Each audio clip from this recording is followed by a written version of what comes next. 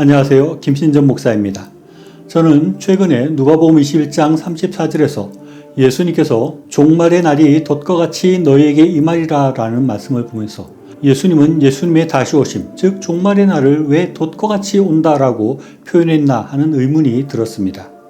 누가복음 21장 34절로 36절 말씀을 보면 너희는 스스로 조심하라. 그렇지 않으면 방탕함과 술취함과 생활의 염려로 마음이 둔하여지고 뜻밖의 그날이 돛과 같이 너희에게 임하리라. 이 날은 온 지구상에 거하는 모든 사람에게 임하리라. 이러므로 너희는 장차 올 이 모든 일을 능히 피하고 인자 앞에 서도록 항상 기도하며 깨어 있으라 라고 말씀하고 있습니다. 예수님은 종말이 돛과 같이 온다고 말씀하십니다. 돛과 같이 온다는 것이 무슨 의미일까요? 돛은 동물을 잡기 위해서 설치하는 것입니다.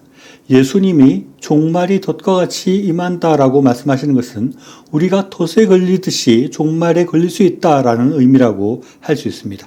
그리고 마태복음 24장 42절로 44절에도 비슷한 말씀이 나옵니다.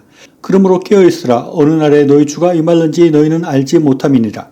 만일 집주인이 도둑이 어느 시각에 오는 줄 알았더라면 깨어있어 그 집을 뚫지 못하게 하였으리라. 이러므로 너희도 준비하고 있으라. 생각하지 않은 때에 인자가 오리라 라고 말씀합니다. 우리가 방심하고 있을 때 도둑을 맞게 되고 또 방탕함과 술취함과 생활의 염려로 마음이 둔하여져 있을 때 돛에 걸리게 된다는 것입니다. 이 말씀이 이해가 어려울 수 있는 것은 예수님은 우리를 사랑하시고 우리를 구원하시기를 원하시는데 예수님이 다시 오시는 종말을 돛에 걸리는 것이나 도둑을 맞아서 낭패를 당하는 것으로 말씀하시고 있기 때문입니다. 마치 우리에게 돛을 놓아서 우리를 잡고 우리가 방심하고 있을 때를 기다렸다가 도둑같이 오셔서 우리를 심판하시겠다고 말씀하는 것처럼 보이기도 하기 때문입니다.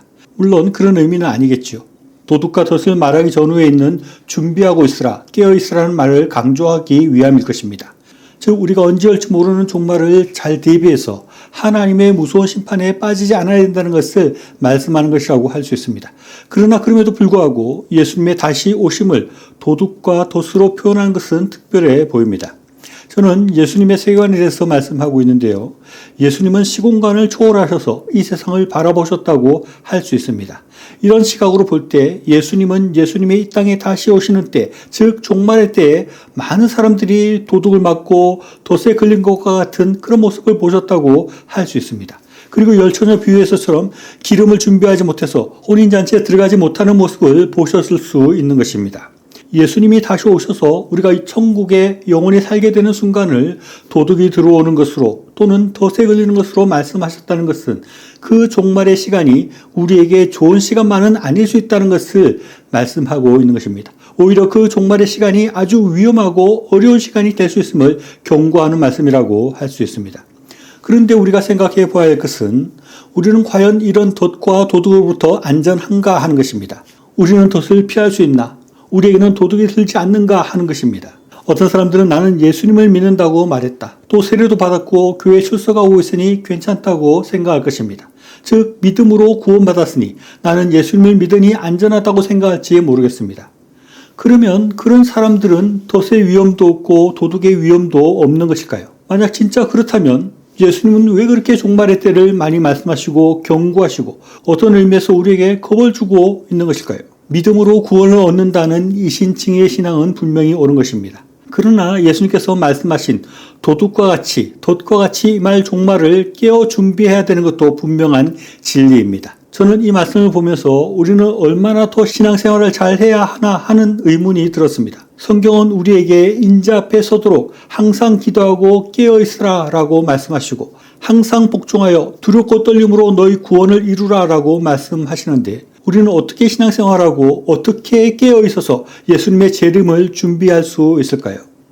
어떤 사람은 주여 이 아침에 오시겠습니까? 라고 말하고 또 밤이면 주여 이 밤에 오시겠습니까? 라고 말하면서 항상 주님을 맞을 준비를 하면서 살았다고 합니다. 이렇게 하루하루를 종말의 때라고 생각하고 오늘 주님이 오실 수 있다는 생각과 마음을 가지고 살아야 합니다. 그러나 주님 오늘 오시겠습니까? 라는 말만 하는 것으로는 부족한 것입니다. 마가복음 13장 32절로 37절에서는 예수님은 종말의 때를 주의하라 깨어있으라 라고 말씀하시면서 예수님이 다시 오시는 것이 주인이 종들에게 사물을 맡기고 타국으로 간 것으로 말씀하시면서 주인이 올 것을 깨어서 대비해야 할 것을 말씀하십니다. 주님은 우리에게 사무, 즉 일을 맡기셨다는 것입니다. 그래서 우리는 그 맡기신 일을 잘하고 있어야 하는 것입니다. 그것이 종말을 준비하는 삶의 태도라고 할 수 있습니다. 방심하고 방탕하고 세상 걱정에 사로잡혀 살다가 예수님께서 오셔서 우리에게 맡기신 일을 우리가 하고 있지 않았을 때 우리는 심판을 받게 되고 천국에 가지 못하게 될 수 있다고 주님은 경고하고 있습니다. 예수님이 다시 구름을 타고 오셔서 우리가 주님을 만날 수도 있고 우리가 죽어서 주님을 만날 수도 있습니다. 우리가 죽는 그 시간이 우리에게는 종말의 시간이고 그 시간이 나 자신에게는 예수님을 다시 만나는 재림의 시간일 수 있는 것입니다. 예수님이 다시 오셨을 때 많은 사람들이 도둑 맞고 덫에 걸리는 것과 같은 그런 종말을 맞이하는 무서운 모습을 이미 보시고 이런 말씀을 하셨다고 할 수 있습니다.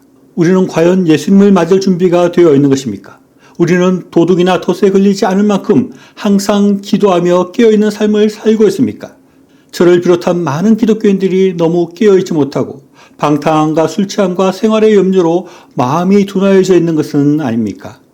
저는 제 자신의 삶이나 신앙을 돌아볼 때 예수님께서 말씀하시는 것만큼 내가 깨어서 살고 있는지 또 예수님이 말씀하시는 것만큼 충분히 주님의 재림을 대비하는 삶을 살아가고 있는 것인지 자신이 없을 때가 많이 있습니다. 오늘이라도 예수님께서 다시 오실 수 있다는 생각을 가지고 또 오늘이라도 주님 앞에 다시 서게 될 수 있다는 그런 각오를 가지고 예수님께서 우리에게 시키신 일, 즉 우리의 소명을 위해서 최선을 다해서 깨어서 열심히 사역하며 나아가야 하겠습니다. 그래서 도둑을 맞고 덫에 걸리는 것이 아니라 기쁨으로 주님을 맞이하는 저 여러분의 신앙과 삶이 될 수 있기를 바랍니다. 시청해 주셔서 감사합니다.